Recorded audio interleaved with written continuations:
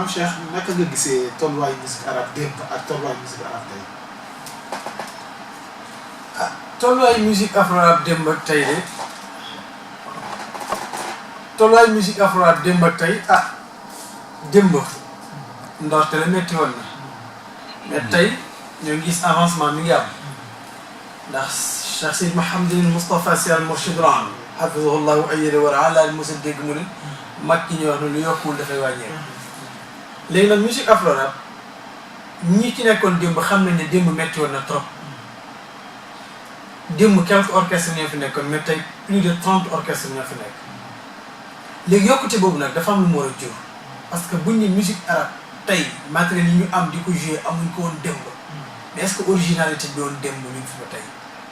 loolu ñu war ko sóoraale. qualité bi ñu daan gis démb nga xam ne lu ci ëpp loxoo ko daan tëgg est-ce que ñu ngi koy gis ba tey yooyu question la yoo xam ne ñoom ñi nekk ci aar bi ñoo ci war a gën a bàyyi xel. tey programmation bari na te bu njëkk programmation amul woon da ngay gis tey single yaa ngi bari macha allah gis nga ci gàmm mais am na ci ñor ba nit mën koo jëfandikoo mais am na ci yoo xam ne ñoru waaw boo koy lekk dafay kurit kon loolu nag yokkute bi yaatu na orchestre yi bari na mais kenn ku ci nekk li ngay def bul bëgg gis leen ma rek wala tëgg maa yi macha allah maa génne album bi wala maa génne single bi wala rek te ñu bari nag xamuñ musique arabe yu ci bari neex na rek la ñuy wax instrument ba neex na rek mais est-ce que la ca war a dajee bañ na ci loolu lu ñu war a bàyyi xel la. loolu nag acteurs yi nañ ci bàyyi xel manager yi nañ ci bàyyi xel artistes yi nañ ci bàyyi xel bu leen ngumbaay yóbbu rek kenn ku ci nekk génnee lu mel noonu yokku na vraiment musique arabe boo xam démb ak tey xam ne yokku na mais nag yokkute bi nag am na côté boo xam ne mi ngi dox am na côté boo xam ne doxul nañ ci bàyyi xel ndaw ñi dañuy jàngiwaat musique nga gis ñoo xam ne dañu nekk ci art bi dañ koo mbapat am na ñoo xam ne tey da ngay nekk rek ngeen sa baat neex bi rek nga dem génne single taxawal sa orchestre te fekk na jaaroo fenn yooyu nag maa ngi koy wax jeunesse bi nga xam ne ñoo dugg ci art bi ñu bàyyi ko xel mais mag ñi itam ñu encadré ndaw ñi nga xam ne ñoo ci dugg bu baax a baax waaye ndaw ñi dañu nangu ñu encadré leen loolu dafa am solo ci foofu laa doon bëgg a ñëw maanaam léegi noo gisee tolluwaayu orchestre yi nga xamante ne ñoo nekk fii ci Sénégal parce que wax nga ko léegi sa biir wax orchestre yi da ngay gis koo xam ne sa baat neex na la nga daal di dem créer sa orchestre jënd say instrument daal di créer sa orchestre ñoom commencé génne ay single wala ay son naka nga gisee tolluwaayu orchestre yi nga xamante ne personne plus de 30 et quelques orchestres ak ñu fii ci Sénégal naka nga gisee seen tolluwaay est-ce que nekkul ne jaaduwul ne balaa comme ni nga ko waxee léegi balaa ñuy créer orchestre dañ ci war a def comme mbapat dañ ko war a mbapat def formation bi tarbiyu ko ba am ci benn niveau bi nga doon créer sa orchestre bopp naka nga gisee loolu. yaakaar naa wax naa ko léegi sax de orchestre yi bari nañu amul woon démb mais bariwaay boobu li ñu war a jàngat mooy li woon démb ak li tey inaa li woon démb lépp loxo ko doon def dañ ko doon tëgg yow nga xam musique nga xam ne ñii kat macha allah tey nag orchestre yi bari na mais yitte bi dafa des dañuy wax naan bu for yombee sëgg jafe xëy na li ñu am ci ay matériel nouvelle technologie amuloon démb mais bi mu amee tey dafa waroon a gën a yokk qualité yi li ñuy def ñu gis nañu da koo gën a wàññi tey da ngay dem ci concert sax gis ay programmation ak fu mu am day rey loolu ñi yëngu ci musique afro-arabe ñëpp nangu nañ ne même ñi yëngu ci art bi sax xam nañ ne programmation du lu jëm kër li am solo mooy ki ñuy dégg musique arabe di ngay tëgg muy dégg clavier bi di dégg oud di dégg tumba di dégg violon bu ci nekk ak li muy dox ci kiy dégg mais ki nga xam ne nag moom lii moo ko yëngal te déggul ko ci moom laa xam ne nag dëgg la orchestre yokku na même orchestre yoo xam ne ni ñaari nit rek la ñooy toog ci seen biir kër événement am ñu wéy seen baat neex ñu créer seen tour orchestre buñ bëggee tëgg génn single sax dañuy dem am ko ñu seeti wala ñu dégg rek benn maanaam boo xam def na benn naxamaat bu neex rek ñu jël seen baat teg ci kaw génn ñu single donc bari na mais bariwaay bi dafa am lu mu waroon a jur mais mal asaf moom laa nañ ko mbappat kenn xëy nii la sa baat neex rek nga créer sa orchestre ñi ci bari aussi yooyu daal nañ ko bàyyi xel xam ne yëf yi dara xëy sotti te itam yàkkamti baaxul dañu xool ñi nga xam ne jàng nañ ko ba mën ko yàlla defal na leen ci tawfiq macha allah nga ànd ak ñoom mais bu ñu yàkkamti wala ñu leen jay ndax Sénégal la moom dañuy jay nit ba mu foog ne dañuy jay ganaar ba mu foog ne am na lay jën di bëggee mais nañu ko jàng ah boo ko demul bu dul kii sax nga xool ñi nga xam ne yàgg nañ ci ba yàlla may nañ ci tey expérience nga tegi leen ñu guidé la donc loolu daf ci am solo bu baax am na ci solo trop parce que yàqamti yàqule nit ki yaakaar naa ci looy dugg rek war nga ci am expérience bi toll ci benn niveau bu ko defee nga xamante ne looy def du nekk looy laabatu Mame Cheikh ñu gis ne yaa ngi waajal programme bu am solo Mame Cheikh dafa am ñu nekk ci ginnaawam di ko jàppale parce que taxaw lu mel ni taxawal concert du lu ndaw du lu tuuti ndax Mame Cheikh dafa am ñu nekk ci ginnaawam di ko jàppale ay sponsor wala Mame Cheikh mooy demee ak propre moyen. ndeysaan jàppale gi de bi ci jiitu mooy am kilifa bu baax ndax njaboot waaye muy kilifa gu mat kilifa boo duggee ci dara doo ci tiit barke kilifa day wàllu njaboot xëy na comme ni nga ko waxee bu njëkk ay groupe lañ daan gis ay association ñoo ko daan organisé tey la ñu ne Mame Cheikh Ahmed Tijani Diop moom mooy organisé concert biñ ko njëkkee def ronde deuxième édition ñu def ko mais troisième édition nag la nit ñi commencé ñëw am nit loo xam ne teg loxo mu dem nekk teg loxo mu dem c'est ça donc là dañ ciy sant yàlla bu baax nag dañ ciy sant yàlla bu baax yàlla dogal am association bu ñuy wax AADMO di association ànd dooleel musique afro ndax mi ci groupe WhatsApp la doore dem ba jéggi cadre WhatsApp nekk association boo xam ne léegi mi ngi partout dans le monde alhamdulilahi rabbil alamin actuellement ñoom lañ ci di ànd ak lépp lu ay ci organisation nekk ci seen loxo am na ñoo xam ne aussi nekkuñ sax ci biir association mais teew dañuy bàyyi xel grande nuit de la musique afro à chaque fois ñun balaa ñu ciy jublu sax léeg-léeg nit ñi ñu koy laaj waaw fu ngeen toll ci liggéey bi yëf yi décembre gi jege si de wala novembre gi jege si de fu ngeen toll donc vraiment aussi ñu am ay gis nga ñi nga ci gis ay sponsors yooyu ñëpp ay mbokki daar lañ yoo xam ne dañu am ay place yoo xam ne dafa jaadu ñi nga xam ne ñoom nga bokk ak ñu xam ko moo tax ñun dañoo képp koo xam ne rek am nga la bëgg ñu siiwalal la ko contacté ñu incha allah su boobaa dinañu loo ko jàllaleel parce que événement boo xam ne ñëpp ciy ñëw ku soxla sa mbir aussi nit ki yëg ko ci lu baax waaw loo xam ne daal nit ku ko suivre bëgg ko te bu ca demee dina ci am tawfiq tabaarakallah incha allah incha allah Mame Cheikh boo ñu doon defal jàngat ci année yi weesu ban jàngat buñ ci mën a defal ak tamit yan jafe-jafe nga si jànkuwante. année yi weesu de alhamdulilah yàlla def na tawfiq ci yëpp nag yëpp yàlla def na ci tawfiq jafe-jafe yi ñu ci jànkuwante amul gisuma benn jafe-jafe buñ ci jànkuwante dafa tolloo ren ne nag mbir taxawal ko yombul coono yañ cay daj doo ko tuddee jafe-jafe parce que itam nag am na ci loo xam ne mënul yomb waaye nag jafe-jafe moom gisuma ko ci vraiment biñ ko tàmbalee ak léegi année bu nekk ñu yëg ne at bii la gën a yokku ci at yi passé donc loolu nag da nga koy sante yàlla boo ci amoon jafe-jafe sax da nga ciy sant da nga koy sante yàlla ci bànneex yi nga xam ne moo ci ëpp ndax nit bu fekkee ne da ngay nekk ci dara yàlla di la defal tawfiq ndax nag yii moo am métti am ak yomb léegi nag bu fekkee nag li la yàlla lay defal tawfiq mu ëpp ci yeneen yi nga xam ne yu ndaw ndawaan la da nga koy muuree sante ko yàlla ci nga xam ne mu ëpp li ci jafe-jafe yi donc moo tax amul benn jafe-jafe boo xam ne am nañ ko ci biñ ko commencé ak léegi yokkute rek lañ ci gis tawfiq rek lañ ci gis salaam rek lañ ci gis vraiment ndax itam ñi ñu ko ànd ak ay nit yu sincère lañu moo tax nag wax dëgg yàlla lépp macha allah alhamdulilah macha allah Mame Cheikh ñu gis ne bu njëkk dañ doon wax ne anniversaire émission Mame Cheikh Ahmed Tidiane Diop bu Safina FM ren ñu gis ne dafa am lu changé dafa am changement bu am te mooy dañ ko tuddee la grande nuit de musique afro arabe lu waral changement boobu ndeysaan comme ni nga ko waxee dañ daan wax anniversaire émission musique orientale Mame Cheikh Ahmed Tijani Diop cette fois-ci ñu gis ñu def la grande nuit de la musique afro arabe sóoraale rek ak bëgg mu gën a yaatu ndax tey am nañ yaakaar ne dina dem ba dootul nekk ci sunu loxo tey ñun bu ñu demee ba mënatuñu relève bi bu ñu ñëwee continuer ko tey aussi bu fekkoon ne dem nañ aussi ba nekkatuñ ci rajo Safina aussi feneen fu ñu nekk rek day continuer mais est-ce que tey bu fekkee dañ ko yemal rek ci cadre anniversaire musique orientale tey nekkoo ci rajo bii nga nekk ci beneen rajo est-ce que dootul nekk première émission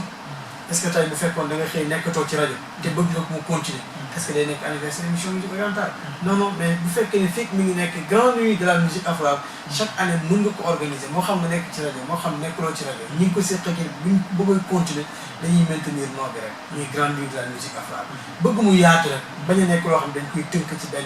minute ñu ne anniversaire la parce que anniversaire ban dama jàpp ne dafa terraté ba moom léegi nag comme ñu dañoo am ay nit ñoo xam ne ay borom xalaat lañu ñooy yëkkal dimension boobu xëy na sax ñu ay xale ay ndaw lañu yoo xam dañ nekk ci yoon bi rek mag ñi nga xam ne ñu ngi ko seq léeg-léeg ñoo naan est-ce que nangam buñ ko defoon bu gën ñu laaj leen seen proposition pourquoi nangam buñ ko defoon mu gën ñu tegal leen seen xalaat ñu dem ngi di seen xalaat ñu xool ban moo ci gën a baax ñu doxal ko macha allah. wax nga ko sa biir wax léegi nii AADMA ci sama xam-xam bu gàtt AADMA association ànd doole musique arabe la ñu ngi dégg AADMA lan mooy AADMA ak fu mu sosoo ak tamit maanaam AADMA lan mooy taxawaayam ci musique arabe. ndeysaan xam nga AADMA mi ngi commencé ci soppe musique afro arabe groupe WhatsApp lool man Ndongo Lu Xeebu lii maa ko taxawal parce que boobu ñu ngi dégg ma loolu benn événement rek ñu ne non parce que émission ba émission ngay dégganteeg nit ñi te léegi àdduna bi yëpp benn néeg la. pourquoi ñu itam ñu tabax benn néeg bi ñu tabax ko tuddee néeg bi soppee musique arabe nit ñi yàlla dogal ñu xam ne nit ñu baax ñëpp bokk ci biir néeg boobu ñu tudd ñu soppee musique arabe nga xam ne waxuma la par émission mais chaque jour chaque heure chaque minute yéenay partagé loolu seen i idée ñu dem nag dañuy fi nag ëpp ñu loole parce que li mu nekk WhatsApp dafa am programme ñu ciy def xasida de la semaine xasida mag ñi mardi ñu ciy waxtaane musique afro-arabe mercredi ñu ciy doon jàng al axdari yi jàng nañ ko ci jàng nañ ci asmaa yi ñu ngi ci muqaddima jeudi ñu ñëw ci kalimatul xaq vendredi ñu ñëw ci kayfa takun milliardaire bil xasanaat yooyu nag da nekkoon loo xam ne ñi doon ci ànd ak ay borom xam-xam léegi nag waxtaan yu daan foofu mbokk yi doon ko partagé nit ñi di ci jot ñu naan waaw groupe bii ban groupe la ñu ne la ñu ne soppee musique arabe la ñii yemuñ ci soppee musique arabe kese ñi dañu yem ci dund laa yeneen ak leneen ñu bëri nag di ci ñëw di ci bokk si yaa ngi dégg ñu ci bëri nag ànd ak yéene taw musique arabe ñu dem ba mu yàgg ñu ne waa léegi nag comme ëpp nañu loxo tey ñu ko def association xalaat yi juddu ki naan lañ ko tuddee nii ki naan lañ ko tuddee ne ba ku ñu wax Soxna Rokhaya Ndiaye xalaat ne AADMA ñu ne ko mooy lan mu ne association ànd dooleel musique afro-arabe kon bu ñu waxee association ànd dooleel musique afro-arabe war na am lu doon seen yitte benn orchestre taxu leen a jóg orchestre yëpp leen tax a jóg donc nag seen liggéey yaatu na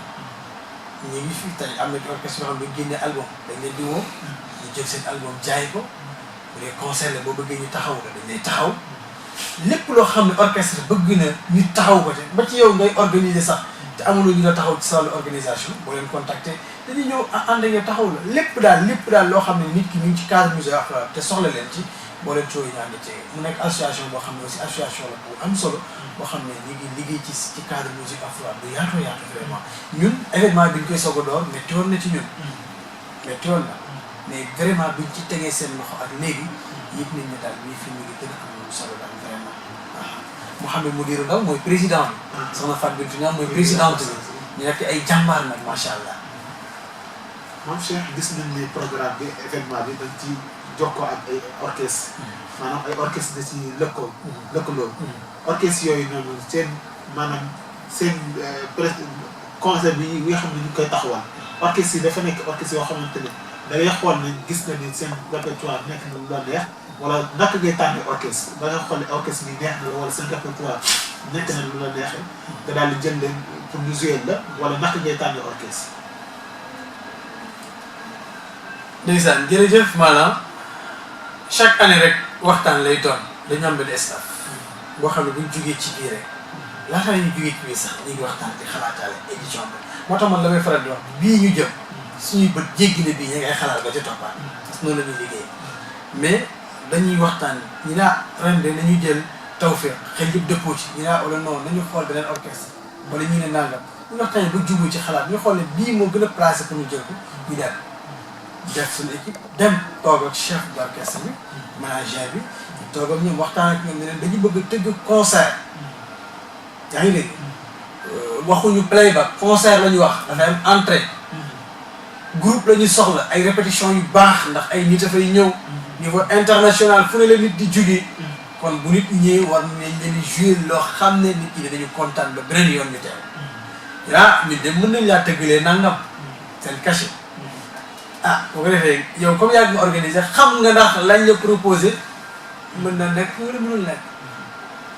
nga waxtaan ak ñoom bu la arrangé nga ne waaw baax na muskila bu fekkee yëg nga ne xaw naa diis nga ne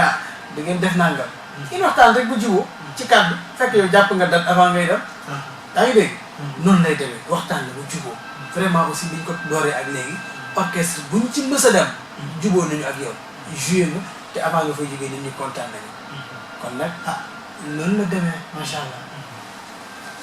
ñu gis ne programme bi dimension internationale la am. parce que am na ñuy jóge ba Italie. comme maman Anta Mboum ñu nuyu ko en passage. ak ñoom maman Aïssa Faye sama jumulee. yeneen Amérique ak yeneen maman yi. ba si France. moom ñëw na. suñu mbokk bee di Seydina Omar Ciss. moom yaakaar naa ñu war na jóge ba. Côte d'Ivoire. yéen est-ce que yéen a ngi sóoraale maanaam nit ñi xam nga dañuy kaas lu bëri ci. guddee concert bi maanaam concert bi guddee gi muy guddee am na ci ñoo xamante ne sax guddee gi concert bi du guddee mooy tax ñu sawar a ñëw ci yenn concert yi wala léeg-léeg bu ñu ñëwee ci concert yi bu ñu demee ba concert bi bu ñu gisee ni dafa xaw guddee da ngay gis dañuy mujj teel a ñibbi balaa concert bi di jeex sax fekk dem nañ est-ce que yéen a ngi bàyyi xel ci loolu ndax yéen a ngi sóoraale guddee bi ak lu waraloon guddee parce que année yi weesu yëpp ba ci année bi passé dafa guddee est-ce que yéen a ngi bàyyi xel loolu ci nit ñi nga xam ne ñu ngi bàyyi ba ci gox yi fasanti koy pour ñëw teewee ndeysaan at bu nekk comme ni nga ko waxee am na yoo xam ne day guddee ndax ñu ngi ciy bàyyi xel at bu nekk rek jéem nañoo jël benn stratégie boo xam ne dañ koy tëral pour rek mu bañ a guddee waaye nag ñu xam ne xëy na nag lii passé noonu la ko yàlla bëggee ndax bii passé dañoo jëloon orchestre bi ñu jël ñu indaale seen sono ba tardé avant sono bi ñëw 20 heures bi ñuy câblé bay blanche 22 heures presque 23 heures ren nag ñu ne nag orchestre bi ñu jël may leen ñu yéen ngeen wax ni lu ngeen ñuy tëggalee da ngeen bàyyi ñuy jëlal suñu bopp sono nga xam ne yow sono bi di ko mën a contrôler te kii ñu jël 2017 dañu jël orchestre jël sono te kañ sono ba jëloon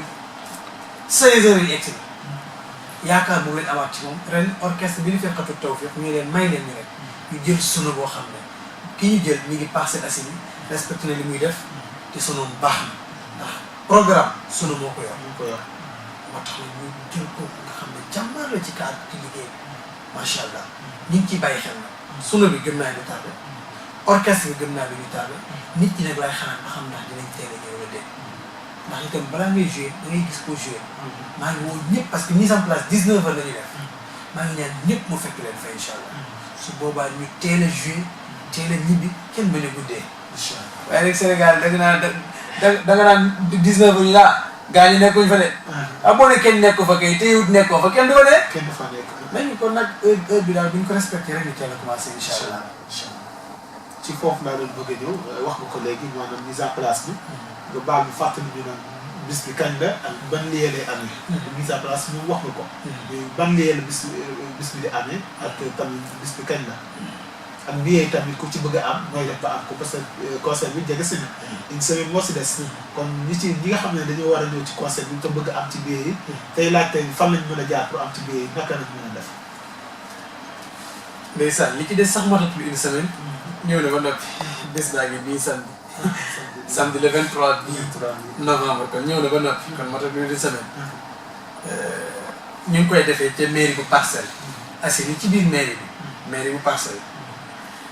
bu Moussa Sy ñu ngi koy nuyu bu baax monsieur le maire nga xam ne daaw taxaw na ci bu baax vraiment samedi day doon le 23 novembre entrée 5000 francs la képp koo xam ne bëgg na ci biir mën na ma contacter wala mu contacter Modir wala soxna Fatou Bintou Niang bu dee mën lay contacter mën na woote ci 77 417 70 78 77 417 70 78 wala mu contacter Modir ci 78 536 76 36 tabarakallah bu ko defee wala mu contacter 77 473 33 31 numéro yi bu mu ci woote rek fu mu mën a nekk incha allahu taala dina yegg si bu soobee yàlla. incha allah samedi bii lay doon yegg si na bu noppi. kon nag ñu ngi woo ñëpp rek.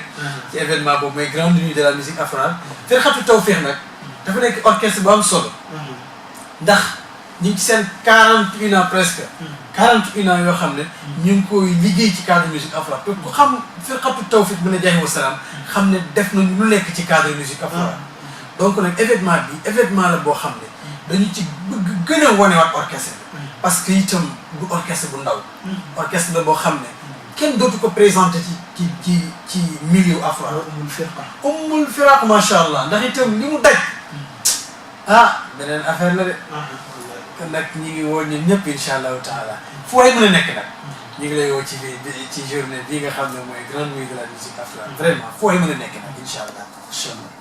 maam Cheikh yan sponsor nga àndal ci bis bi. ndeysaan ñu ngi ci ànd ak Seram ñu ngi leen di nuyu ñu ngi ci ànd ak Héros du Ciel Desk Info moom ñu ngi ci biir. ñu ngi ci ànd ak waa Niassène électronique ñu ngi ci ànd ak Al Maktoum informatique ñu ngi ci ànd ak groupe Sakina Voyage ñu ngi ci ànd ak waa Amas ndax ñoom ñoo ko moom. mooy Amas association des animateurs de musique afro-arabe au Sénégal ànd ci ak lo électroménager ànd ci ak soppe de baax ànd ci ak ñu baax ñëpp rek waaw ndax ñi ci ànd xëy na mun baa tudd ñëpp ay mbokki daara lañu ñoo xam ne dañoo baax kenn amul seen fay vraiment moom daal ñëpp a ngi ci biir sunu mbokk Modou Lo borom karo yi rafet yi mu itam ak mbokk yëpp rek macha allah nekk ci Pout Modou Lo Firqatu Asiya macha allah ànd ceeg ñëpp rek parce que wallaay. moom sax sa kàddu yu mujj. ndeysaan sunu kàddu yu mujj ci émission bi de mooy sant leen. gërëm leen. ñaanal leen jàmm ak salaam ak sutura ak tawfiq waa Desk Info. maa ngi wax ñëpp rek ñu continuer di ci abonné. ngir dara bañ leen a rëcc. incha allah maman day toog ñu koy jaajëfal suñu caméraman bu baax bi macha allah lim sol rafet na lool xam naa koy def ma koy tax incha allah di la gërëm ñu itam maanaam. di gërëm mboolem ñi nga xam ne ñoo ngi doon suivre incha allah waaye kàddu gi daal mooy ñu ngi woo ñëpp rek ci événement bi nga xam ne la ñuy def samedi bii le 23 novembre. ca mairie bu Parcelles Assainies. waaye mën a nekk rek jàppal ne woon nañ la daal. incha allah kon lii la ñu am. moom la ñuy jéem a dundal. kàddu gi mujj gi ñu sant ñaanal Mawlaay Seydi Cheikh Mouhamadul Moustapha Sy Al Maktoum hafizahullah wa ayyadah yàlla fi yàgg lool te ànd ak wér yàlla mottali yéeneen ci ndaw ñi mottali yéeneen ci tariqa Seydina Cheikh mottali yéeneen ci àdduna bi yëpp ci barke Yonent bi alayhi salaatu wasalaam yàlla sàmmal ñu suñu pas-pas ci moom ba ilaa yawmal qiyaamati ndax bëgg ñoo rate rabbun tabaaraka yi ca tàndarmay sëñ Babacar Si incha allah yal naan tàndarmay aljanna sëñ Babacar am na fay tool yawmal qiyaamati fa la ñuy toll tey siir yooyu nag yàlla bum ñu umb incha allah te nag li tax lu ñu umb mooy yàlla sàmmal ñu suñu pas-pas ci xadra ba ilaa yawmal qiyaamati incha allah tabaarakallah wassalaamu aleykum wa rahmatullahi taala wa barakatuhu waaleykum salaam wa rahmatullahi taala wa barakatu man Cheikh am nañ kontaan bu baax a baax ci dalal gi ñu dalal ci fii ci rajo Safina FM ñu ngi ci am kontaan bu baax di la jaajëfal xanaa di la ñaanal ci bis bi rek yàlla na ci yàlla def réussite totale lépp loo yéene ci bis bi yàlla na ci yàlla defal lu kawe sa njort bi jaax seen wujur ci suñu barke kilifa Cheikh Mouhamadou Moustapha Sy hafizahullah wa ayyahu wala xam naa mbokku téléspectateur Desk Info TV loolu lañ leen indiloon seen émission bii di dox aar ñu doon dalal suñu mbokk maam Cheikh Ahmed Tidiane Diop di animateur musique afro-arabe fii ci Safina FM ñu doon ko dalal ci ñu doon waxtaan ak moom ci programme bu am solo bu mag muy waajal le 23 novembre comme ni ñu ko waxee rek ñu ngi ciy woo ñëpp di ci woo waa Desk Info comme ñu ngi ci biir waaye ñu ngi ci woo mbooleem képp koo xamante ne dafay soppee musique dafay wax ni soppee musique arabe la rek ñu ngi lay woo ci bis bi nga ñëw taxaw ci jàpp si incha allah taxaw ci teew ci waaye teewaale ci barke yi bi sallallahu alayhi wa sallam xam naa ñu ngi leen di wax rek ngeen yooyu di ñu suivre ci seen site Desk Info TV ci seen page YouTube ak seen page Facebook ci programme yi nga xamante ne mu ngi am ci Desk Info TV ngeen abonné ci site bi ñuy Desk Info TV ñu leen di jox di daje ak beneen invité incha allah ci seen émission dox aar wa aqulu qawli haza wa astaghfirullah wa lakum wa salaamu aleykum wa rahmatullah